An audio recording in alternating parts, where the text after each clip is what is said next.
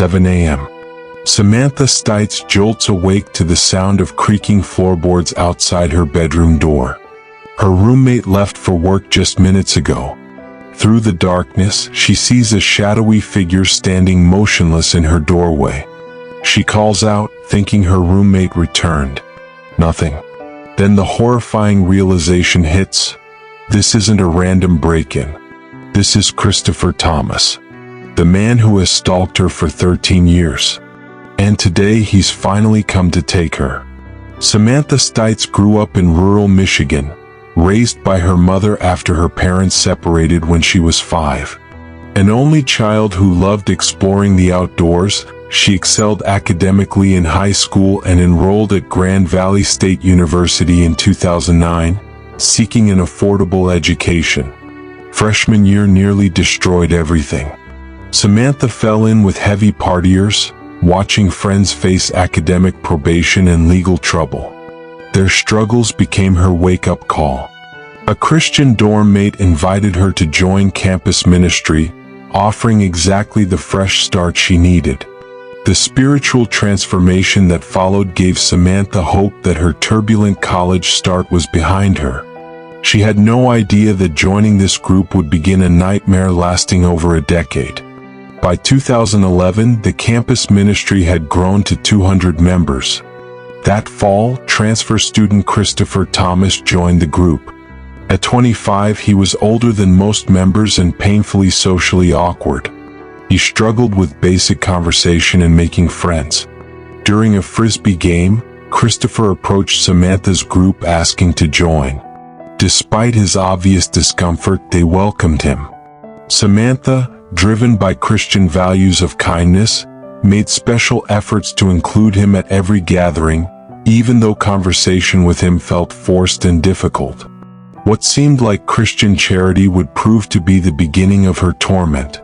Within months, Christopher's interest in Samantha became unmistakable. He attended every event she participated in, commented on all her social media posts, and sent frequent private messages. Though uncomfortable, Samantha engaged out of politeness, reasoning that his strange behavior was simply awkward attempts at friendship. During winter break 2012, Christopher asked for a ride home, claiming he had no other transportation. Samantha agreed since they were from the same area. His thank you gift, a small glass penguin, seemed oddly intimate. He had remembered an offhand comment about her love for penguins, cataloging every detail of their conversations. The intensity of Christopher's attention finally made Samantha completely uncomfortable. She resolved never to be alone with him again. By 2013, Samantha actively avoided Christopher while still encountering him at ministry events. She kept conversations brief, hoping he'd understand her disinterest.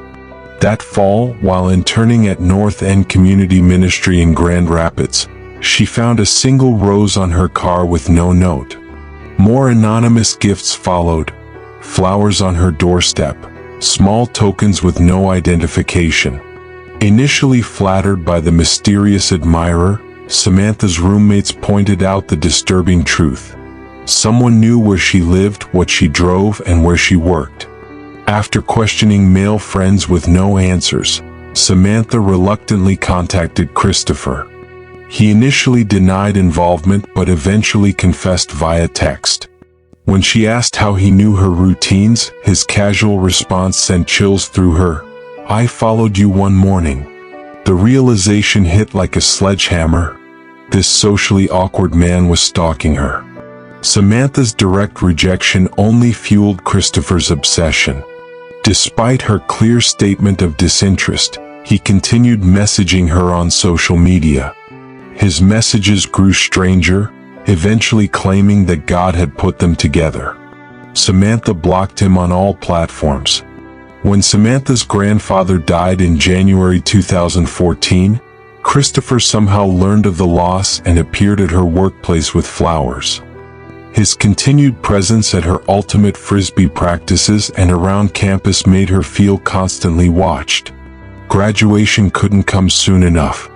After graduation, Samantha returned home for summer work, only to receive desperate text messages from Christopher. Later that year, she discovered he'd applied for the same ministry internship she'd been accepted to. Christopher drove to her hometown, located her apartment, and waited outside. With her boss present, Samantha confronted Christopher, who claimed he wanted them to travel together to the internship. Horrified, she immediately contacted the program administrators, who advised seeking a personal protection order. Through a local judge's family connection, Samantha expedited the process. After reviewing detailed statements, the judge granted an unprecedented 6-year PPO until 2020, citing serious safety concerns. Christopher was removed from the internship program. Finally, Samantha felt protected. The PPO worked perfectly. For 6 years, Samantha heard nothing from Christopher. Life moved forward, her mother's unexpected death, selling her childhood home, finishing graduate school, starting her career. The stalking ordeal became a painful memory from her past. She believed she was finally free. November 2019. Samantha moved to Blair Township, Michigan, starting fresh with a new job. Joining an adult soccer league to expand her social circle, she was building the normal life she'd always wanted. Then she saw him. Christopher Thomas, lurking at their practice facility. He didn't approach or acknowledge her, but his presence alone sent terror through her body.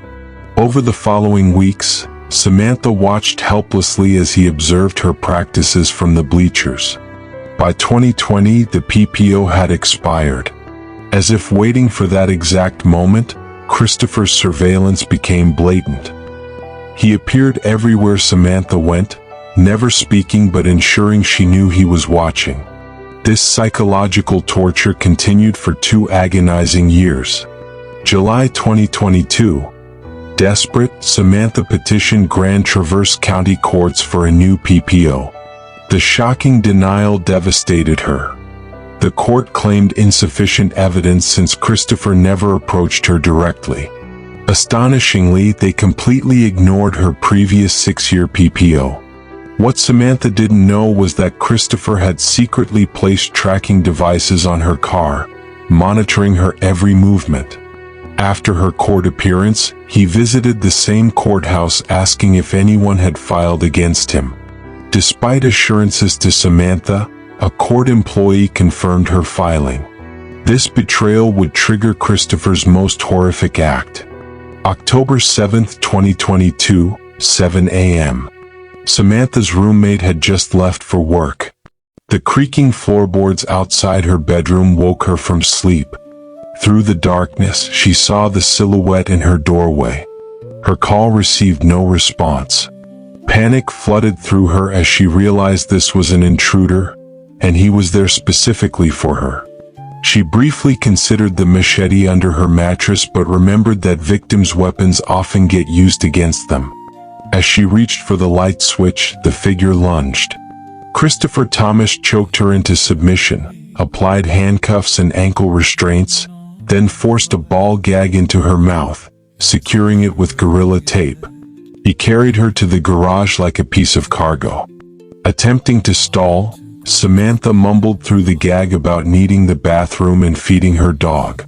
Surprisingly, Christopher accommodated both requests, though the handcuffs forced him to assist her with clothing, a humiliating violation of her dignity. Blindfolded and loaded into his car with her pet, Samantha endured a short drive before being guided through doorways into her worst nightmare. Christopher removed her blindfold to reveal a windowless, soundproof room inside a rented storage unit. He'd spent $5,000 creating this sophisticated prison, complete with bed, bathroom bucket, power banks, food, medical supplies, and disturbingly, contraceptives and feminine hygiene products. The calculated preparation was terrifying. This wasn't a crime of passion. This was methodical, long-term planning. Christopher revealed his intention to keep her imprisoned for his 2-week vacation, potentially forever, by staging her drowning death in Lake Michigan. The casual way he discussed her murder made Samantha's blood run cold. Understanding that panic meant death, Samantha drew upon her social work training. She engaged Christopher in conversation, saying whatever necessary to build trust and find an opening for escape. Christopher opened up about his continued obsession, his jealousy about her dating others, and how the tracking devices helped him monitor her life. He admitted getting the bunker idea from a Netflix show and confessed his fear of going to prison. Samantha saw opportunity in his fear.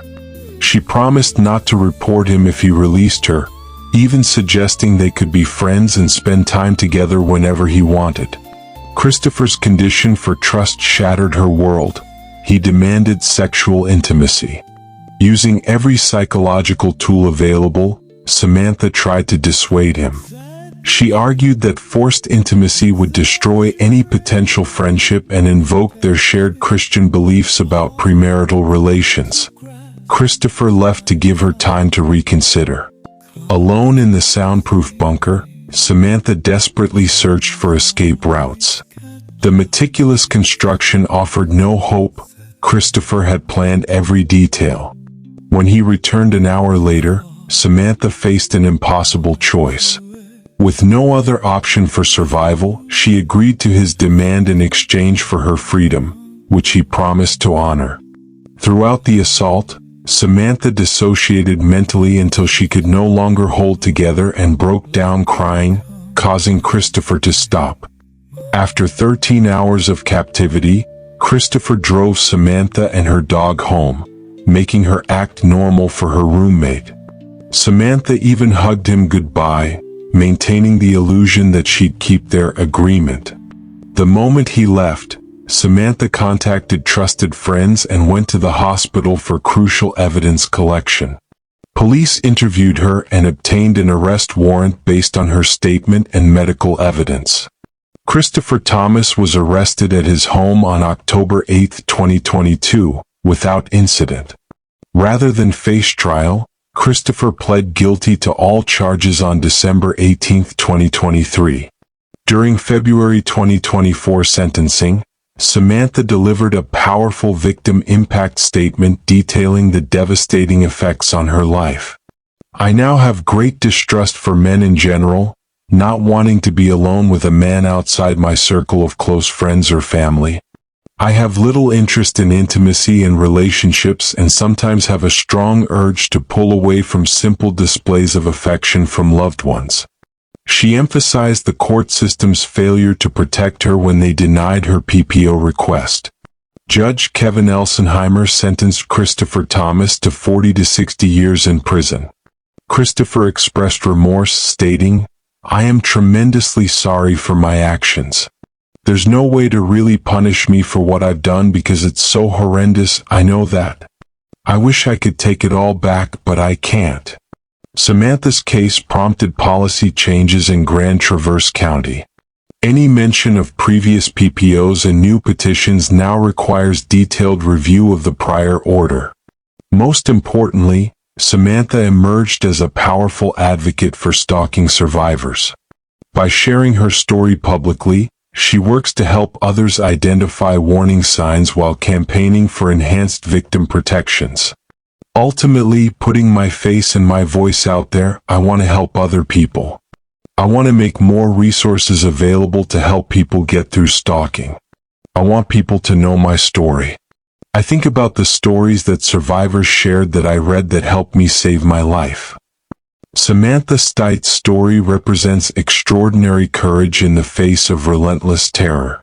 Her survival of 13 years of stalking, kidnapping, and sexual assault demonstrates the incredible power of psychological resilience and quick thinking under unimaginable pressure. Today, Samantha continues rebuilding her life while helping other survivors. Her transformation from victim to advocate ensures that Christopher Thomas's decades-long obsession ultimately serves to protect future victims.